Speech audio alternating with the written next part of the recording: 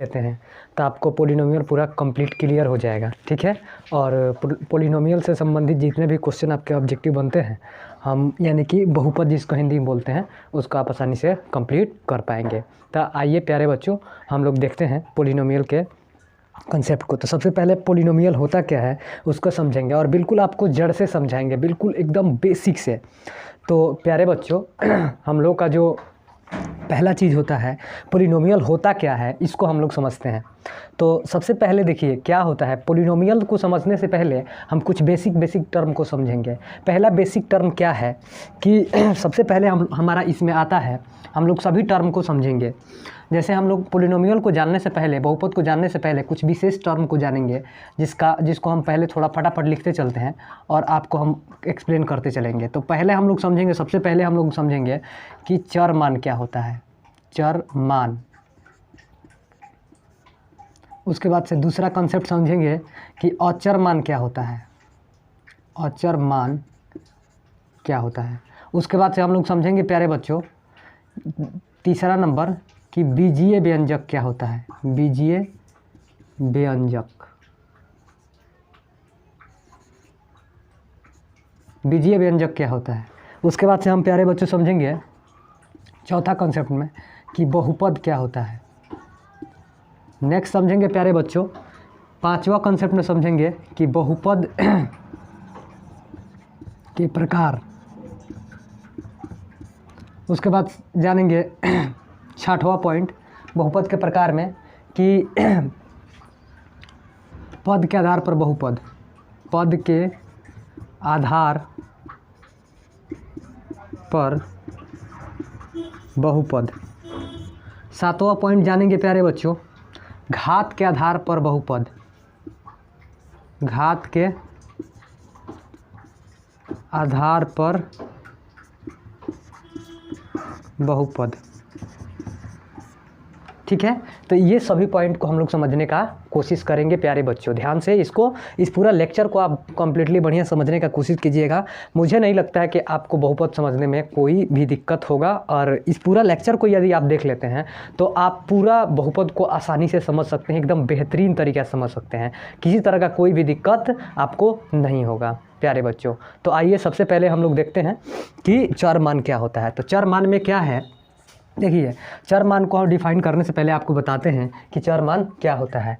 देखिए चर मान यानी कि चर मान एक, देखिए X A B C D का कोई भी वर्ड हो सकता है। चर मान जो होगा ना ए बी सी डी का कोई भी वर्ड हो सकता है जिसको हम लोग लिख सकते हैं। जैसे देखिए चर मान का डेफिनेशन होता है वह मान जो प्रायः बदलते रहता है, क्या कहलाता है, चर मान कहलाता है। यानी कि जैसे कि अगर हम लोग किसी भी चीज़ को ले लें, जैसे मान लीजिए कि यहाँ पर हम ले लेते हैं 5x + 2 = 0, एक हमने ऐसा इक्वेशन ले लिया। ठीक है, इक्वेशन भी बताएंगे आपको क्या होता है। तो सबसे पहले अगर इसको मैं जनरली निकालूंगा तो x का मान अगर हर इक्वेशन में क्या होता है अलग अलग आता है।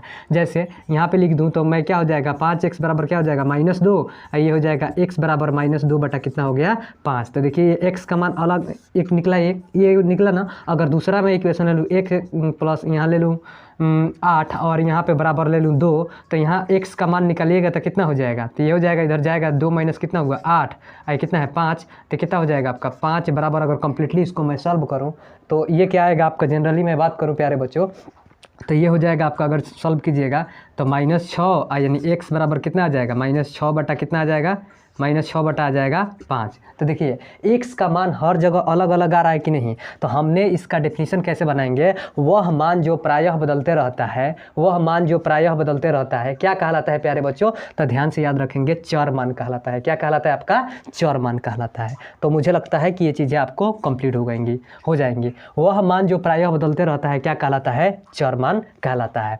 तो पहला पॉइंट मुझे क्लियर हो गया होगा लगता है, तो ये पॉइंट मैंने आपका क्लियर किया। दूसरा पॉइंट है प्यारे बच्चों अचर मान, वह मान जो कभी नहीं बदलता। जैसे मैंने यहाँ पे दूसरा जो पॉइंट है प्यारे बच्चों, दूसरा पॉइंट की अगर मैं बात करूँ, जैसे यहाँ पे मैं ले लेता हूँ, तो दूसरा पॉइंट को यदि मैं लूँगा, जैसे ले लूँ मैं 5 4 2 3 -1 ये सब क्या है बाबू, अचर मान है। इसको कहीं भी ले जाकर लिखोगे ना, जैसे 5 4 3 2 1 -1 कुछ भी हो, मतलब ये नंबर जो हैं ये कहीं भी ले जाए, यहाँ रहे तो चाइना में जाए, अमेरिका में जाए, मंगल ग्रह पे जाए, तो ये सभी मान क्या होंगे, वहाँ भी वही होंगे। जैसे 5 का मतलब 5 ही होगा, 4 का मतलब 4 ही होगा, ठीक है। तो इसको हम लोग क्या कहते हैं बाबू, अचर मान। वह मान इसका डेफिनेशन आप चाहे तो लिख सकते हैं, वह मान जो कभी नहीं बदलता है क्या कहलाता है बाबू, प्यारे बच्चों ध्यान से रखेंगे, इसको हम लोग बोलते हैं अचर मान कहते हैं। बिल्कुल ध्यान से इसको याद रखना है। तो वह मान जो क्या होता है, कभी भी नहीं बदलता है, क्या कहलाता है प्यारे बच्चों, अचर मान कहलाता है। बिल्कुल ध्यान से इसको याद रखना है। आगे देखेंगे प्यारे बच्चों, अगर जनरली मैं बात करूं अचर मान में उसके बाद से आता है आपका बीजीय व्यंजक। क्या आता है प्यारे बच्चों, अगर मैं बात करूं तो बीजीय व्यंजक आता है। तो बीजीय व्यंजक क्या होता है प्यारे बच्चों, अगर मैं बात करूं तो बीजीय व्यंजक जो होता है, देखिए इसी के कॉम्बिनेशन से बनता है। तो इसको मैं थोड़ा सा इरेज करता हूँ, फिर आपको मैं बताता हूँ कि बीजीय व्यंजक क्या होता है। प्यारे बच्चों, अगर जनरली मैं यहाँ पे लूँ तो बीजीय व्यंजक क्या होता है उसको मैं आपको एक्सप्लेन करने की कोशिश करता हूँ। देखिए बीजीय व्यंजक जो होता है प्यारे बच्चों, अगर मैं जनरली बात करूँ बीजीय व्यंजक, तो बीजीय व्यंजक के साथ क्या है कि देखिए जब एक चर मान और एक अचर मान का हम क्या करेंगे, देखिए जब एक चर मान और एक अचर मान में हम लोग कुछ नियम को फॉलो कर देंगे, जैसे जोड़ घटाव गुणा भाग यदि कर दें, तो जो भी हमारा रूप बनेगा ना उसको हम क्या कहते हैं प्यारे बच्चों, बीजीय व्यंजक कहते हैं। जब चर मान और अचर मान में क्या करते हैं, जोड़ घटाव गुणा भाग की प्रोसेस कर दें, तो जो भी चीज़ें बनती हैं उसको ध्यान से याद रखना है, वो क्या कहलाता है प्यारे बच्चों, बीजीय व्यंजक कहलाता है। जैसे देखिए अगर मैं यहाँ पे लिख दूँ 5x + 2, तो देखिए ये एक प्रकार का क्या हो गया प्यारे बच्चों, बीजीय व्यंजक हो गया। 5x + 2 क्या हो जाएगा आपका, बीजीय व्यंजक हो जाएगा। उसी प्रकार अगर मैं यहाँ लिखूँ 6x + क्या लिख दूँ, यहाँ पे 3 लिख दूँ, तो ये भी क्या हो जाएगा, एक प्रकार का प्यारे बच्चों बीजीय व्यंजक हो जाएगा। बिल्कुल इसको ध्यान से याद रखना है। अब क्या है नेक्स्ट बच्चों, थोड़ा सा अगर मैं इसको देखूं तो देखिए इसमें हुआ क्या है, अगर मैं इसको लिख रहा हूं, इसको यदि मैं लिख रहा हूं तो यहाँ पे अगर जनरली मैं बात करूँगा तो देखिए प्यारे बच्चों कि यहाँ पे क्या है, देखिए 6 क्या है, एक आपका अगर मैं बात करूँ तो अचर मान है, और ये क्या है आपका गुणा हो रहा है कि नहीं, देखिए ये x क्या है, एक चर मान है, और इसमें क्या कर रहे हैं, एक अचर मान को जोड़ रहे हैं कि नहीं जोड़ रहे हैं। तो ये जो रूप यानी कि ये रियल में यही है, तो ये क्या हो जाएगा, देखिए इसको ऐसे लिख सकते हैं। तो हमने जब एक चर मान में क्या किया, चर मान में अचर मान से गुणा किया, जोड़ दिया, तो ये जो रूप मिला हमको ये क्या कहलाएगा, टोटल का टोटल, इसको हम कहते हैं बाबू बीजीय व्यंजक। बिल्कुल ध्यान से याद रखेंगे। ये भी क्या हो जाएगा, अगर इसको देखिएगा प्यारे बच्चों तो क्या हो जाएगा, 5 इंटू कितना हो जाएगा, x + 2, यानी एक चर मान में अचर मान से गुणा हुआ है और ये जोड़ा गया है, तब जाके ये क्या बना है हमारा 5x + 2 बना हुआ है। इसलिए क्या हो जाएगा प्यारे बच्चों, अगर मैं इसको जनरली देखूँ तो ध्यान से याद रखना है कि ये हमारा क्या कहलाएगा, ये हमारा हो जाएगा बीजीय व्यंजक। तो बीजीय व्यंजक का डेफिनेशन क्या हुआ, और भी बहुत सारे एग्जाम्पल हम चाहें तो ले सकते हैं प्यारे बच्चों, बिल्कुल ध्यान से याद रखेंगे। नेक्स्ट है प्यारे बच्चों, अगर मैं यहाँ पे लेता हूँ तो जैसे मैं यहाँ पे ले लूँ, जैसे मान लीजिए कि यहाँ ले लूँ 7/2x प्लस यहाँ ले लूँ आपका 4, ऐसे ले लिया, तो इसमें क्या हो जाएगा, देखिए प्यारे बच्चों 7/2 क्या है आपका अचर मान है, इंटू इसमें क्या है, अगर यहाँ पे मान लीजिए कि माइनस ले लेते हैं, ठीक है, तो भी कोई दिक्कत नहीं है, समझ में आ रहा है ना। तो ये क्या हो जाएगा, अगर जनरली मैं बात करूँ 7/2, देखिए ये अचर मान है, इसमें गुणा हुआ है x से और 4 घटाया गया है। तो देखिए एक अचर मान में चर मान को गुणा किया गया, 4 एक अचर मान को घटाया गया, तो ये हमारा जो रूप प्राप्त हुआ ये प्यारे बच्चों ये क्या कहलाएगा, बीजीय व्यंजक कहलाएगा। बिल्कुल इसको ध्यान से याद रखना है। तो मुझे लगता है कि आपको बीजीय व्यंजक ये वाला चर मान अचर मान बीजीय व्यंजक के तीनों चीज़ें आप लोगों को कंप्लीट हो गई होंगी। इसको बिल्कुल ध्यान से याद रखना है। प्यारे बच्चों नेक्स्ट हमारा आता है, जब ये चीज़ें कंप्लीट समझ में आ गई तब हम बहुपद समझने के लायक हो गए। अब बीजीय व्यंजक आपको समझ में आ गया होगा कि वह मान जब एक चर मान अचर मान को जोड़ घटाव गुणा भाग के एक फॉर्म में एक रूप में लिख देते हैं, तो ये क्या कहलाता है, यानी कि बीजीय व्यंजक कहलाता है। जब एक चर मान अचर मान को हम लोग क्या करते हैं, जोड़ घटाव गुणा भाग के रूप में लिख देते हैं, तो जो यानी कि जो भी फॉर्म बनता है या जो भी रूप बनता है वह क्या कहलाता है प्यारे बच्चों, बीजीय व्यंजक कहलाता है। इतना समझने के बाद यानी कि आप अब बहुपद समझने के लायक हो गए हैं। तो आइए समझते हैं कि बहुपद क्या होता है। तो देखिए प्यारे बच्चों आपको हम समझाएंगे बहुपद क्या होता है। बहुपद बाबू बहुत अच्छा टर्म है, सबको समझ में मतलब अच्छा से, अगर पीछे की बातें आपको नहीं पता है तो बहुपद समझने में आपको समस्या हो सकती है, लेकिन अगर पीछे की कुछ बातों को यदि आप ध्यान से याद रखते हैं तो बहुपद समझने में किसी तरह का कोई भी समस्या बिल्कुल आपको नहीं होगा। तो आइए आपको हम बहुपद समझाने की कोशिश करते हैं। तो आइए थोड़ा सा इसको मैं इरेज कर दूँ और फिर आपको बहुपद समझाते हैं। देखिए अब यदि यहाँ बहुपद का जो डेफिनीशन है प्यारे बच्चों, अगर मैं कहूँ बहुपद का जो डेफिनीशन है उसकी अगर मैं जनरली बात करूँ तो इसमें क्या होता है, देखिए यानी कि जब आप किसी भी बीजीय व्यंजक का घात यदि पूर्ण संख्या के रूप में लिखते हैं, किसी भी बीजीय व्यंजक का घात किस रूप में होना चाहिए, पूर्ण संख्या के रूप में होना चाहिए। वो क्या कहलाता है प्यारे बच्चों, तो ध्यान से याद रखेंगे, वो बीजीय व्यंजक कहलाता है, सॉरी बहुपद कहलाता है। किसी भी बीजीय व्यंजक के चर मान का घात पूर्ण संख्या के रूप में हो तो वह क्या कहलाता है, बहुपद कहलाता है। जैसे मैंने यहाँ पे लिख दिया, देखो ना 6x² यहाँ लिख दिया 4x³ प्लस 8x² प्लस यहाँ पे लिख दिया 2। देखिए ये जितना भी चीज़ें मैं लिख रहा हूँ ये प्लस माइनस इस बीच में से कोई हमको दिक्कत नहीं है, इसको बिल्कुल ध्यान से याद रखेंगे। इससे हमको किसी तरह का कोई भी समस्या नहीं है। यहाँ पे आप कोई भी चिन्ह डाल सकते हैं, बस हमको मतलब है इस पावर से। तो देखिए यानी कि इसका अगर मैं देखूँ तो देखिए पावर क्या है, यहाँ ध्यान से देखिएगा, मैं कुछ चीज़ें दिखाने की कोशिश करता हूँ। देखिए पूर्ण संख्या का पहले हम डेफिनेशन जानते हैं कि यदि यानी कि जीरो से स्टार्ट होने वाले नंबर को क्या कहते हैं, हम पूर्ण संख्या कहते हैं। या हम चाहें तो गिनती की संख्याओं में जीरो को शामिल कर लेते हैं तो क्या कहलाती है, पूर्ण संख्या कहलाती है। बिल्कुल इसको ध्यान से याद रखना है। तो प्यारे बच्चों अगर नेक्स्ट मैं बात करूं जनरली तो ध्यान से देखिएगा इसको।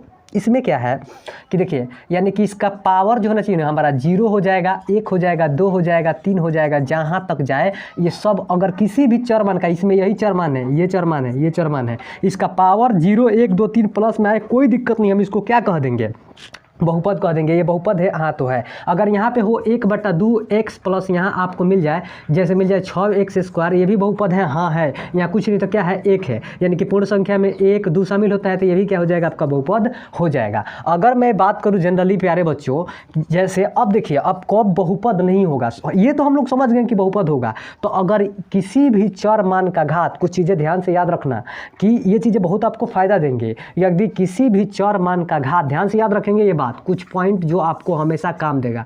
चर मान का जो घात होगा ना, चर मान का घात अगर इसकी मैं बात करूं, चर मान का अगर घात यहाँ आपको रहेगा तो उसका ना घात जो होगा याद रखेंगे माइनस में नहीं हो सकता है, -1, -2, -3 नहीं हो सकता है, उसका घात बाटा में नहीं हो सकता है। अगर चर मान होगा तो √x ऐसे नहीं हो सकता है, हालांकि रियल में यही फॉर्म है ये, ठीक है। तो इसको बिल्कुल बाटा वाला फॉर्म है, ठीक है। इसको हम चाहें तो ऐसे भी लिखते हैं, ध्यान से याद रखेंगे प्यारे बच्चों। अगर हम x के पावर यहाँ 1/2 लिख देते हैं, ये आपस में दोनों क्या होता है, बराबर होता है। ऐसे रहे या ऐसे रहे, ध्यान से याद रखेंगे। तो अगर इस तरह का कहीं भी किसी भी बीजीय व्यंजक का पावर अगर इस तरह से है तो ध्यान से याद रखेंगे कि वो बहुपद नहीं होता है, वो कह देंगे कि ये बहुपद नहीं है। तो याद रखेंगे प्यारे बच्चों, जैसे कि अब आपको मैं कुछ एग्जांपल देता हूँ। अगर इस तरह से कहीं भी मिल जाए तो बहुपद नहीं होगा। तो अगर यहाँ पे मिल जाए आपको 6x², 5x के पावर 1/2, तो प्यारे बच्चों अगर आपसे कोई पूछे कि ये बहुपद है तो कहेंगे कि हाँ ये बहुपद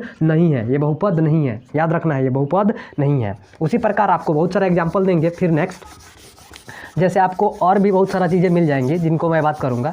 प्यारे बच्चों अगर आपको मिल जाए, ध्यान से याद रखेंगे, जैसे मिल गया आपको 6x प्लस √, यहाँ मिल गया x बहुपद है, तो आपको यह कि नहीं सर ये बहुपद नहीं है क्योंकि ये रूट में आ गया।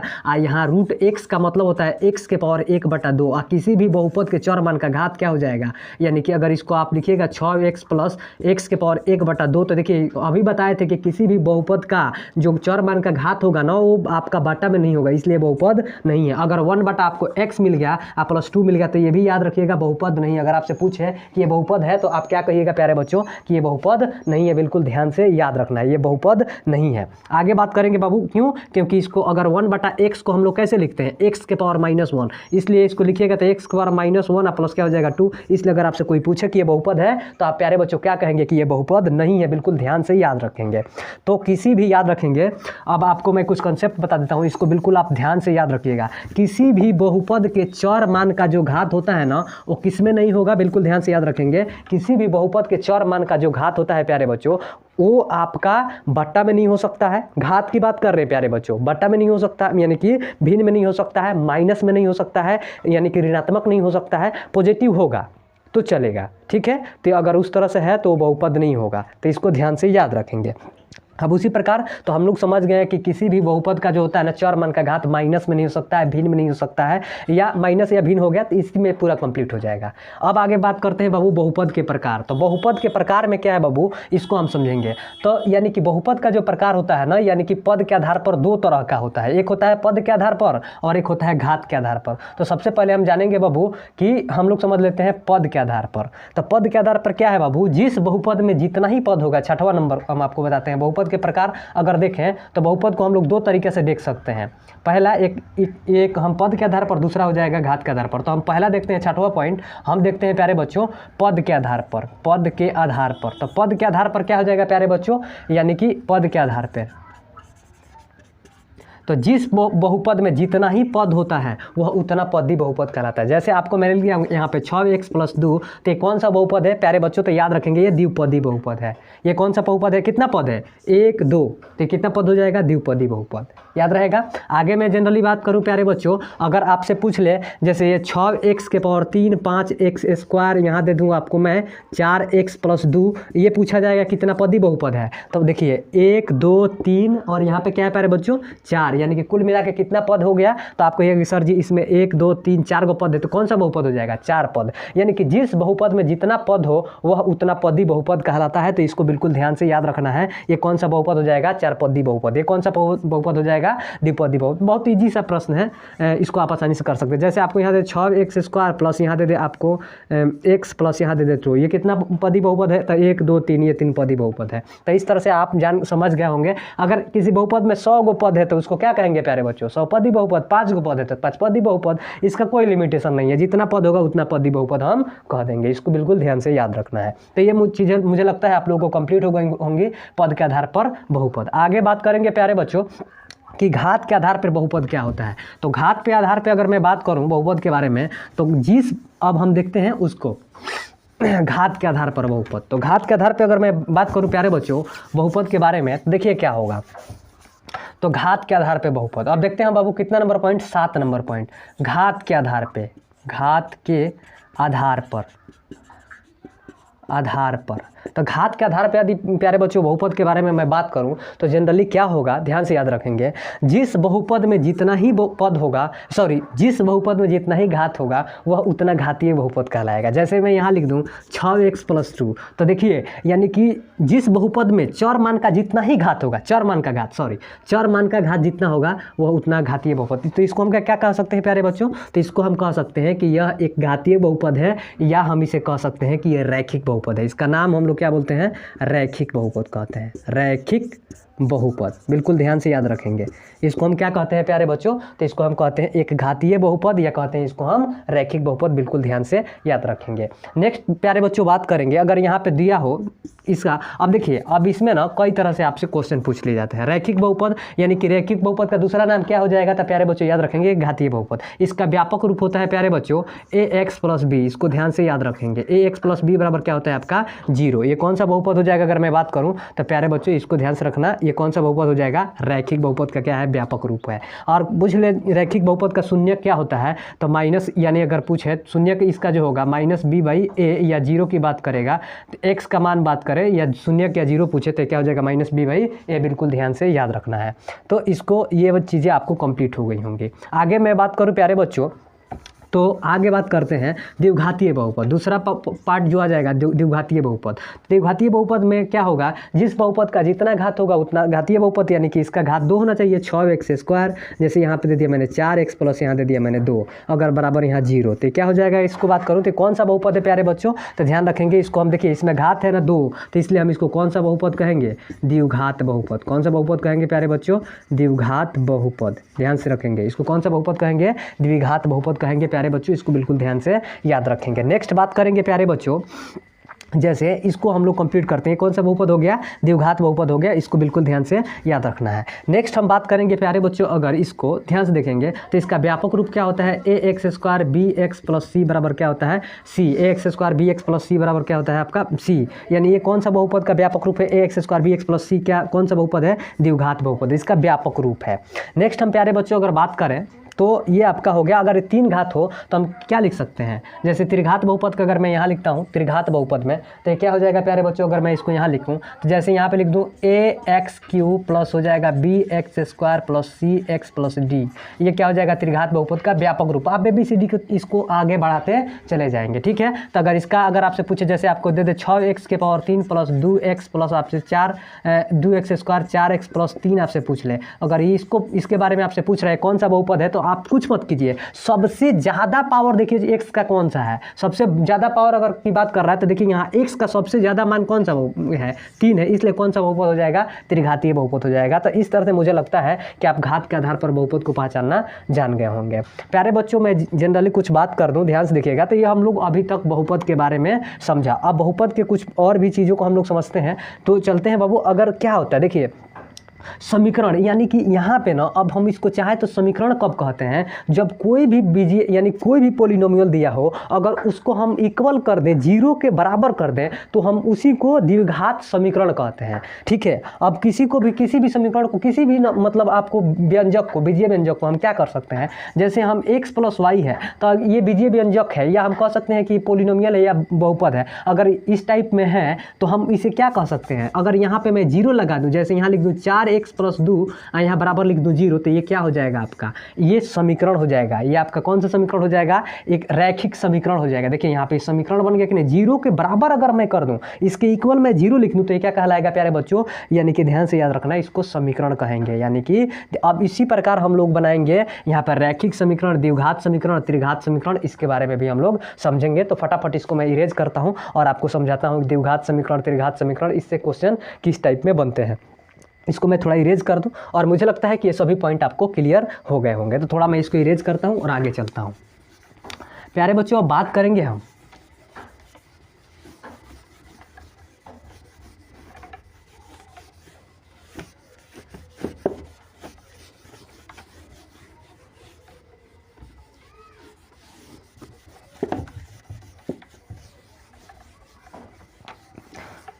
तो अभी हम लोगों ने जाना था प्यारे बच्चों कि जो हमारा द्विघात समीकरण होता है, द्विघात नहीं, पहले हम लोग देखेंगे रैखिक समीकरण। तो रैखिक समीकरण किसे कहते हैं, यानी कि यदि किसी भी बीजीय व्यंजक का चर मान क्या हो, यानी 0 के बराबर हो और उसका घात मैक्सिमम कितना होना चाहिए, 1। तो यहाँ पे मैं द्विघात रैखिक समीकरण पहले लिखूंगा ax + b बराबर क्या हो जाएगा 0। यानी कि अब इसमें क्या है, कुछ टर्म को बिल्कुल ध्यान से याद रखेंगे। अगर पूछा जाए कि इसका शून्यक क्या होगा, तो -b/ क्या हो जाएगा a, यही ना, ये इधर चला जाता है या डिवाइड में चला जाएगा, तो ये हो जाएगा, अगर x का मान निकालिएगा तो ये इसका क्या हो जाएगा, शून्यक हो जाएगा। तो शून्यक -b/ क्या होता है a। आगे देखेंगे प्यारे बच्चों, द्विघात समीकरण के बारे में भी जानेंगे। द्विघात समीकरण का तो क्या हो जाएगा, ax² bx + c बराबर क्या हो जाएगा आपका 0। अब इसके 2 शून्यक होते हैं, तो जिस बहुपद का जितना ही पावर, मतलब जितना घातीय बहुपद होगा उतना ही शून्यक। जैसे ये रैखिक बहुपद है ना, पूछा जाएगा कि रैखिक बहुपद के शून्यकों की संख्या कितनी होती है, तो प्यारे बच्चों याद रखेंगे इस रैखिक बहुपद के शून्यकों की संख्या 1 होती है। यहाँ पे अगर आपसे पूछे द्विघातीय बहुपद के शून्यकों की संख्या कितनी होती है, तो ध्यान से याद रखेंगे प्यारे बच्चों, जितना घात है उतना ही शून्यक होंगे, तो 2 शून्यक होंगे। इसके 2 शून्यक होते हैं, याद रखेंगे प्यारे बच्चों। अल्फा प्लस क्या होता है, बीटा बराबर क्या होता है, अगर मैं बात करूं प्यारे बच्चों, तो -b/ क्या हो जाएगा a, अल्फा × बीटा बराबर क्या होता है c बटा क्या हो जाएगा a। अगर इस तरह से पूछा जाए तो ध्यान से याद रखेंगे, ये आपके क्या है, शून्यकों के बारे में आपको जानकारी देता है। नेक्स्ट अगर मैं बात करूं प्यारे बच्चों, तो अगर आपसे पूछा जाएगा कि द्विघात बहुपद के शून्यकों की संख्या कितना होता है, तो 2। अगर आपसे पूछे कि त्रिघात बहुपद के शून्यकों की संख्या कितना होता है, तो ध्यान से याद रखेंगे त्रिघात बहुपदों के शून्यकों की संख्या कितना हो जाएगा, तो प्यारे बच्चों 3 होगा। अगर चरघात का पूछे तो 4 होगा। इसको बिल्कुल ध्यान से याद रखेंगे। अब क्या है प्यारे बच्चों कि जनरली आपसे पूछा जाएगा, ध्यान से याद रखेंगे कि अगर आपसे त्रिघात बहुपद का पूछा जाएगा, तो ये देखिए, ये घातीय बहुपद का व्यापक रूप है, ये भी व्यापक रूप है। अगर आपका त्रिघातीय बहुपद के बारे में पूछा, तो त्रिघातीय बहुपद का व्यापक रूप पहले लिखेंगे ax³ bx² cx + d बराबर क्या हो जाएगा, त्रिघातीय बहुपद, त्रिघातीय समीकरण लिख सकते हैं या बहुपद लिख सकते हैं, ये हो जाएगा आपका। अगर इसके बारे में अगर बात करेंगे प्यारे बच्चों, तो इसको ध्यान से रखेंगे, तो क्या हो जाएगा, अगर मैं बात करूँ तो अल्फा + बीटा प्लस क्या हो जाएगा, गामा। तो अल्फा + बीटा + गामा बराबर क्या होता है प्यारे बच्चों, मैं बात करूँ तो -b/ क्या होता है a। ध्यान रखेंगे, ये इसका पहला शून्यक होगा। अगर नेक्स्ट मैं बात करूँ प्यारे बच्चों, तो अगर 2 का मैं लेता हूँ, जैसे alpha beta plus beta gamma plus gamma alpha तो ये क्या हो जाएगा प्यारे बच्चों, तो इसको अगर मैं देखूँ प्यारे बच्चों तो ये क्या हो जाएगा C/A हो जाएगा, यहाँ पे हो जाएगा आपका C/A। और यहाँ पे नेक्स्ट मैं लूँ प्यारे बच्चों अगर जनरली मैं बात करूँ प्यारे बच्चों तो ये वाला alpha into beta into gamma, alpha into beta into gamma, तो क्या हो जाएगा -D/A।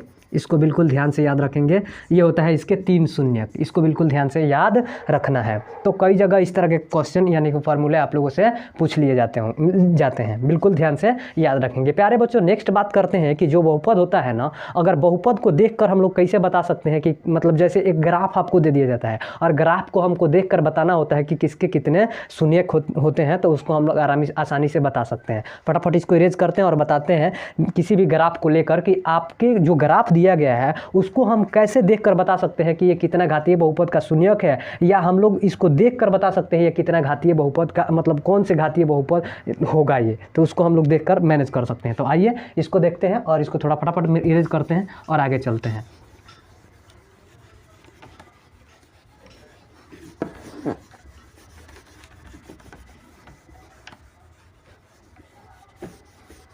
नेक्स्ट है प्यारे बच्चों, अगर मैं देखूं तो थोड़ा सा मैं कुछ ग्राफ बना देता हूं। जैसे यहाँ पे मैंने एक ग्राफ बना दिया,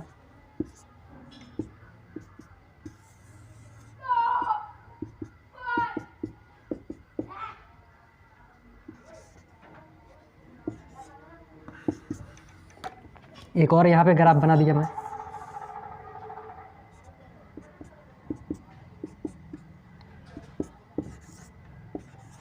फिर एक और यहाँ पे ग्राफ बना दिया मैं,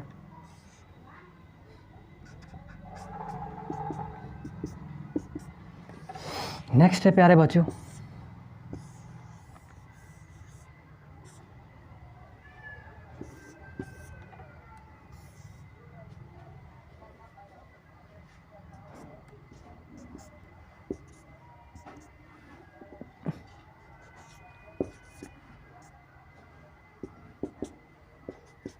अब आपसे देखिए, अब पूछा जाएगा कि इस बहुपद में जैसे ये ग्राफ जो दिया गया है तो इसको 2 तरीके से प्रश्न पूछा जा सकता है। इसमें 2 तरह से प्रश्न कैसे पूछा जा सकता है प्यारे बच्चों, पूछा जाएगा कि यह कितना घातीय बहुपद का ग्राफ है। तो देखिए जितना ही x पे काटता है ना, ये जो लाइन है ना बाबू प्यारे बच्चों, ये x वाला लाइन है, तो जितना काटेगा उतना ही, देखिए कितना बार काटा है, 1 बार 2 बार 3 बार 4 बार। तो किस बहुपद का ग्राफ है, तो आप कहेंगे कि सर जी 1 2 3 4, ये 4 घातीय बहुपद का ग्राफ है ना। और पूछा जाएगा इसकी शून्यकों की संख्या कितनी होगी, तो प्यारे बच्चों कहेंगे कि इसके शून्यकों की संख्या कितनी होंगी, 4। इस तरह से आप आसानी से बता सकते हैं। नेक्स्ट प्यारे बच्चों जैसे इसका है तो हम लोग केवल x वाला काउंट करते हैं, y वाला काउंट नहीं करते हैं। जैसे इसमें देखिए, तो इसको अगर आप देखिएगा प्यारे बच्चों तो क्या है कि इसमें देखने के बाद x पे कहीं काट रहा है क्या, तो नहीं काट रहा है। तो कौन सा बहुपद है, तो कह देंगे सर कि ये शून्य बहुपद है, इसके शून्यकों की संख्या के बारे में कोई जानकारी नहीं है, ठीक है। इसके शून्यकों की संख्या कितना है, तो 0। तो ये आपका आंसर हो जाएगा। इस तरह से आप आसानी से कर सकते हैं। यहाँ पे जैसे पूछा गया है प्यारे बच्चों, जैसे 1 2, यहाँ पे देखिए केवल x पे जो काटा है ना, y पे काटा है उसको नहीं लेंगे।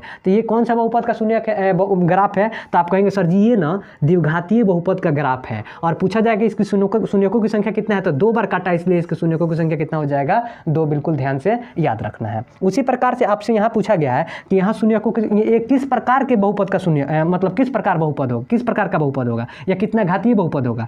तो 1 2 और यहाँ पे देखिए, यहाँ पे मूल बिंदु से जा रहा है इसलिए इसको नहीं लेंगे, 3 4 या क्या हो जाएगा आपका 5 6। तो 1 2 3 4 5 6, तो कौन से बहुपद हो जाएगा, तो प्यारे बच्चों ये 6 घातीय बहुपद होगा। और पूछा जाएगा कि शून्यकों की संख्या कितना है, तो बिल्कुल याद रखना शून्यकों की संख्या कितना है, तो 6 है। शून्यकों की संख्या कितना हो जाएगा प्यारे बच्चों, 6। उसी प्रकार यहाँ देखिएगा, इसमें अगर मैं प्यारे बच्चों देखता हूँ तो यहाँ पर 1 2, तो किस बहुपद का होगा, द्विघात बहुपद का होगा। मुझे लगता है आप लोग समझ गए होंगे। और इसके पूछा जाएगा शून्यकों की संख्या कितना होगा, तो प्यारे बच्चों बिल्कुल ध्यान से याद रखना शून्यकों की संख्या कितना हो जाएगा, 2।